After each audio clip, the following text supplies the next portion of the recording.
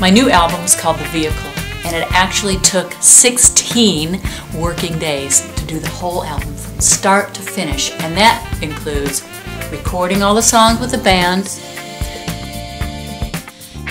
overdubs, and then mixing it and mastering it, kind of like the way they used to do it in the old days. Guitar. I handpicked everybody that played on this album. It started with the rhythm section, a guy named James Gadsden on drums, who I'd met a few years ago when I was doing some blues gigs. And he's played with Marvin Gaye and Diana Ross and just loads of incredible people. Bill Withers, he played the drums in that really cool song, Use Me Up. And then there was Reggie McBride, who played bass. He's also from Detroit. He's played with Rod Stewart, Stevie Wonder, just Elton John, all kinds of people. And I thought if I could get these two together, it would be my dream to have them play an album. So I got them. Then I got these really cool young guys to play keyboard, this guy named Luke Miller. And he's really young, but like incredibly old school and an old soul. And then this guitarist named Sam Meek, who's the same as Luke, but he's from North Carolina.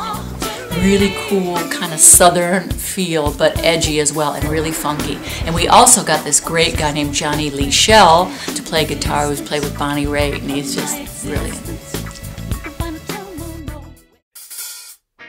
Growing up in Detroit has everything to do with the way my music sounds. It's a part of me. I mean, I grew up listening to Stevie Wonder and the Supremes and the Four Tops. It was part of my soul and still is. And this album is a deliberate return to my soul roots.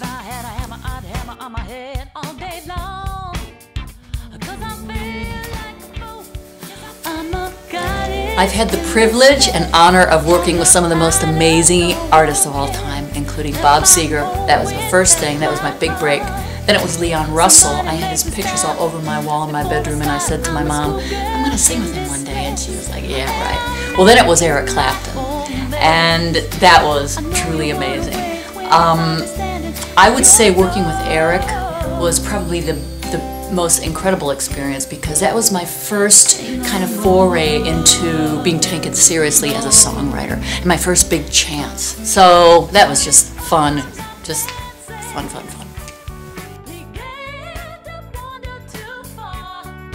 What can I say? I mean, some crazy things happened, and that's got to all come out in my autobiography, which is about 95.98998% done. But it was incredible just to be singing in these arenas, going from singing to smaller places to playing in front of 120,000 people, and 5-star hotels. Didn't hurt either. My new single, Good Girl Down, is based on my life. It's autobiographical. It's everything I've come up to until this point in my life. It's about relying on people who say they're going to come through and they don't. It's about being beaten down and then coming back up, because after all, I am the thing that wouldn't go away.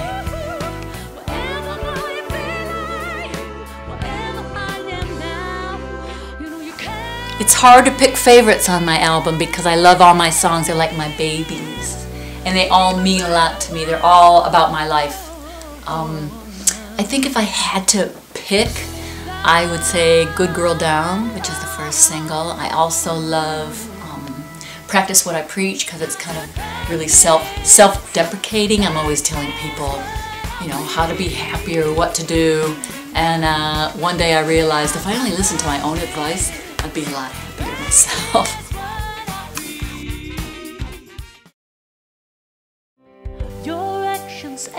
I'd say my songwriting process has changed a lot in the last 10 to 15 years. I mean, I used to start with an arbitrary idea like a melody or a lyric or something, but I found that I'd get painted into a corner.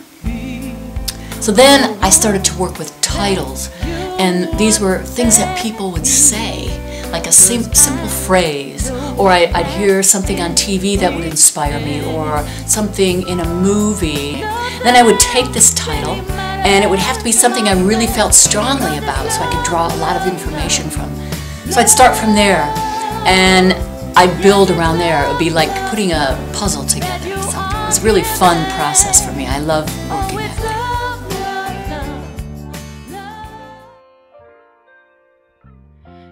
I produced my vehicle album myself. The three of us, me, myself, and I. And when it was finished, I feel like mixing. Things can get lost in the mix. I remember when the songs were going down, it was like, wow, this is sounding great. When it came to mixing, it was like, oh God, what happened? So I asked James Gadsden, the drummer, can you recommend somebody to mix the album? So he recommends to me this iconic guy named Reggie Dozier, who is the brother of Lamont Dozier, who is from the famous songwriting team, Holland Dozier Holland. All the Motown songs were created by them.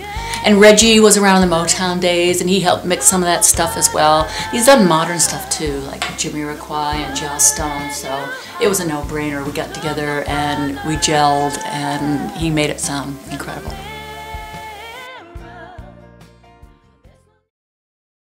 The story behind my album, well, it's called The Vehicle, as in music is the vehicle. I remember when I was about 19, I was sitting in a park in Detroit. I just came out of a bad relationship, and I was playing, and I looked up at the sky, and I said, this is what I'm going to do for the rest of my life.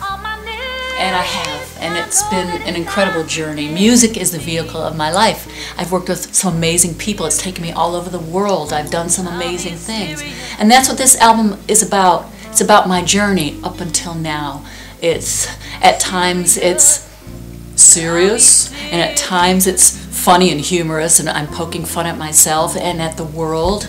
And at other times it's just, you know, it's very plaintive, and I don't know, to me it just kind of sums up everything that I've done up to now in my life. It took me a while to grow up as an artist, because I was focusing my energies on so many other people. How can I make them sound good? But now I feel like I'm at that point where I know who I am and what I want to say as an artist.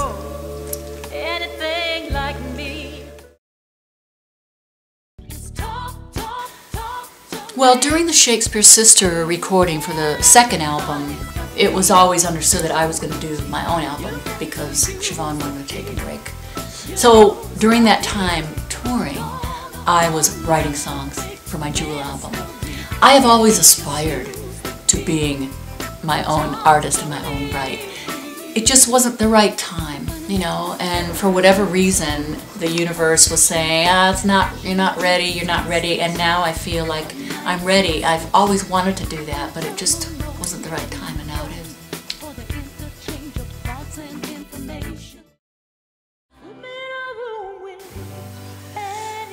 Oh, I don't really have a favorite. I have probably 5 favorite songs that I've written.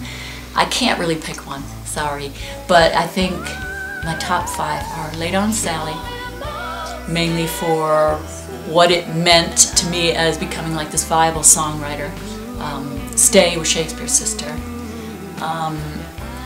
My song I Believe from my Jewel album, I'm really proud of that song because I wrote it myself, and it was something that really meant a lot to me at the time and still does.